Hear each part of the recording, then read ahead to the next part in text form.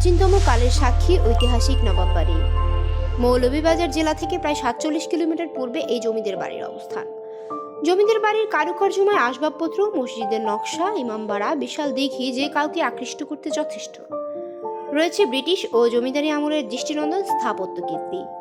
জমিদারি আমলের ঐতিহাসিক এবং অপূর্ব স্থাপনা সিলেটের পৃথিম পাশা জমিদার বাড়ি। প্রায় ২০০ বছরের ইতিহাস ও ঐতিহ্য নিয়ে দাঁড়িয়ে আছে কুলাউড়ার পৃথিম পাশা নবাব বাড়ি। প্রায় ২০০ বছরের ঐতিহ্যকে ঘিরে রয়েছে প্রাচীনতম কালের সাক্ষী ঐতিহাসিক নবাববাড়ি মসজিদ। বহু বছর থেকে শিয়া সুন্নির উভয় অনুসারীরা সম্মিলিতভাবে এখানে নামাজ আদায় করেন, যার কারণে পৃথিম পাশা জমিদার বাড়ির এই মসজিদটি সম্প্রীতির এক নিদর্শনে পরিণত হয়েছে। ধর্মীয় প্রচার কাজের অংশ হিসেবে নবাব বাড়ির সম্মুখে শান বাঁধানো বিশাল দিঘির পশ্চিম পারে মুঘল ও পারস্যের স্থাপত্যের আদলে নির্মিত করা হয় মসজিদটি। ৩ গম্বুজ বেষ্টিত এই মসজিদটিতে রয়েছে নানা কারুকার্য ও নান্দনিক স্থাপত্যের শিল্পের নিদর্শন। অনেক কিংবদন্তি ও ইতিহাসের সাক্ষী হয়ে থাকা এই ঐতিহাসিক নবাব বাড়িতে মুঘল আমল থেকে অনেক বরেণ্য ব্যক্তিরা এসেছে। এর মধ্যে ১৯৫১ সালে ইরানের রাজা রেজা শাহ পেহলভি অন্যতম। তার সাথে সেই সফরের নিরাপত্তার দায়িত্বে থাকা তৎকালীন পূর্ব পাকিস্তানের সেনাপ্রধান জেনারেল আইয়ুব খান, পূর্ব পাকিস্তানের গভর্নর রাজা। এছাড়া কুলাউড়ায় প্রতিষ্ঠা করা হয় Ali Amjad school and college, Rabibazar Darus Sunnah দাখিল মাদ্রাসা সহ অসংখ্য স্কুল কলেজ সহ ধর্মীয় প্রতিষ্ঠান। বর্তমানের বংশধর নবাব আলী সফদর খান, রাজা সাহেবের পুত্র নবাব আলী আব্বাস খান। তিনি তার বাবার আদর্শ দীক্ষিত হয়ে বাংলাদেশের বাম রাজনীতির সাথে সম্পৃক্ত হয়েছেন। তিনি ৩ বারের জাতীয় সংসদ সদস্য নির্বাচিত হন।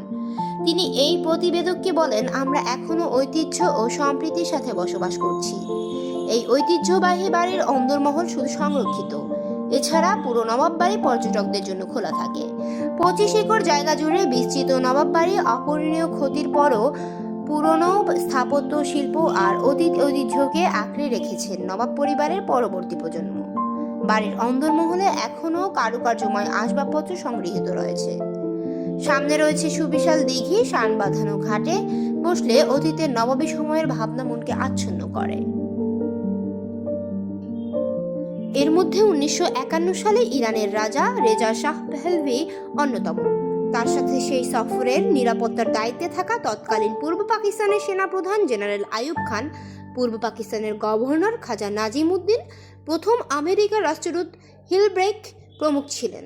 ত্রিপুরার মহারাজা রাধা কিশোর, মানিক্য বাহাদুর সহ ঢাকা, লখনৌ ও মুর্শিদাবাদের বহু নবাব এখানে এসেছেন। উপমহাদেশের অনেক উর্দু ও ফার্সি কবি, বিখ্যাত সাহিত্যিকদেরও এখানে পদার্পণ ঘটেছে। ইতিহাস থেকে জানা যায়, মুঘল সম্রাট আকবরের সময়কালে ১৪৯৯ সালে পারস্য থেকে ধর্মপ্রচারের জন্য ভারতবর্ষে আসেন সাকি সালামত খান। পারস্য রাজবংশের প্রতিনিধি সাকি সালামত খানকে দিল্লি সম্রাট সম্মানিত করেন। পারস্যের সাথে মুঘলদের পূর্ব সখ্যতার কারণে সুফি পণ্ডিত ও দার্শনিক সাকি সালামত খান পূর্ব বাংলায় বিপুল পরিমাণ ভূসম্পত্তির জায়গির প্রাপ্ত হন। তিনি বিশাল জমিদারিও ক্রয় করেন। দিল্লির সম্রাট তাকে নবাবী সনদ প্রদান করলে তিনি দক্ষিণ শ্রীহট্টের পৃথিম পাশায় বসতি স্থাপন করেন, যা পারস্যের সাকি সালামত খানের নবাবী বংশ। তারপরে ইতিহাস দীর্ঘ।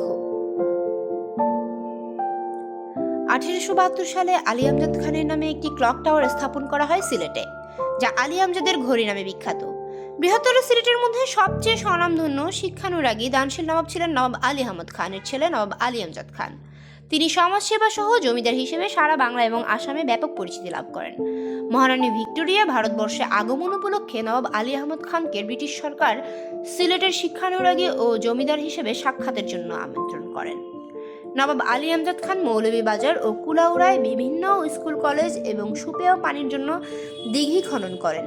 তৎকালীন সময়ে নারী শিক্ষার প্রসারে মৌলভীবাজারে ১৯০৫ সালে মৌলভীবাজার আলী আমজাদ বালিকা উচ্চ বিদ্যালয় প্রতিষ্ঠা করেন নবাব আলী আমজাদ খান।